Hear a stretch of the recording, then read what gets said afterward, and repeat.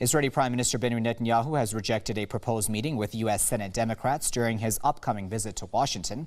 Netanyahu says he has decided not to meet the Democrats over concerns that it could fuel, quote, misperception of partisanship over his planned address to Congress.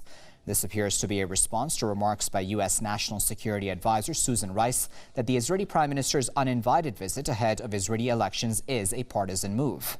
Rice had also warned that Netanyahu's speech would be, quote, destructive to the fabric of the Israeli-American relationship.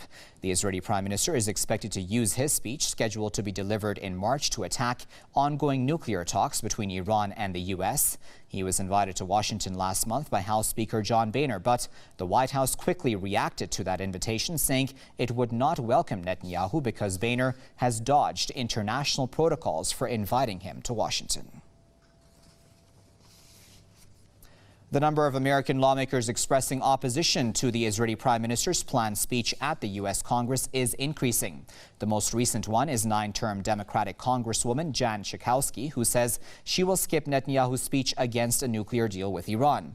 Earlier, Steve Cohen, another Democrat from Tennessee, voiced his opposition against the speech. Cohen accused Netanyahu and House Speaker John Boehner of playing political games, denouncing the address as a reckless piece of high theater. He said, quote, providing a forum of such immense prestige and power to the Israeli premier, who is opposing America's foreign policy, is beyond the pale. However, Netanyahu said if the P5+1 reaches a deal with Tehran, Tel Aviv has reason to be worried. His comments were criticized by U.S. Secretary of State John Kerry. Now, I'll tell you, Israel is safer today with the added time we have given and the stoppage of the advances in the Iranian nuclear program than they were before we got that agreement, which, by the way, the Prime Minister opposed. He was wrong. And today he's saying, oh, we should extend that interim agreement. Netanyahu is going to address the U.S. Congress on Iran's nuclear energy program on Tuesday at the invitation of House Speaker John Boehner. U.S. President Barack Obama earlier announced that he would not attend the speech. To discuss that further, we're now joined with Mr. Paul LaRuti, who is a former U.S. government advisor, and he's joining us live now via Skype from Berkeley. Mr. LaRuti, how do you feel about this latest, I guess, if I may call it that, friction between the U.S. and Israeli governments? It just shows the arrogance of the Israeli government and Netanyahu in particular. He's behaving like a spoiled child, which some would say he is. And he is trying to deliver payback to the Democrats for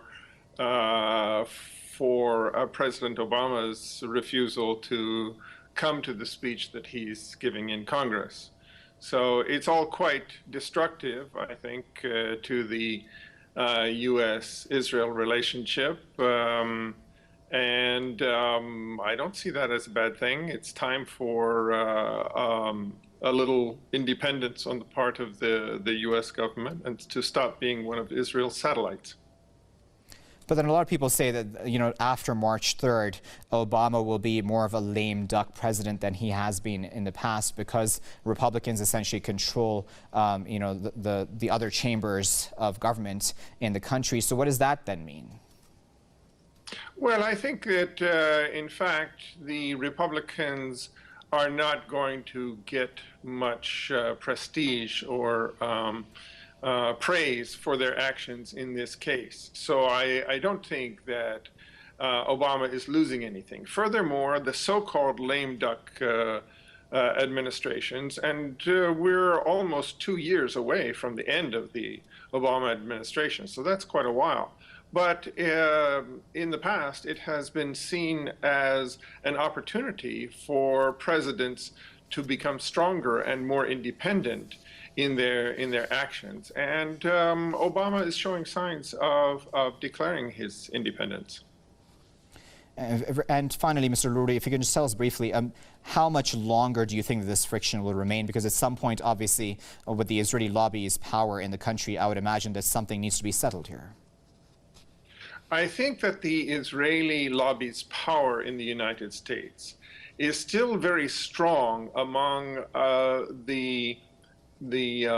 let's say, the centers of power but it's waning, and nowhere more than at the grassroots level. I think the American people are beginning to get fed up. The cause of the Palestinians, for example, is I heard it called a mainstream cause, and that it's no longer unpopular to be pro-Palestinian. So things are definitely changing. Very well. We'll leave it there at that. But as always, of course, we do appreciate your insight. That was Mr. Paul LaRudy, who was speaking to us live via Skype from Berkeley.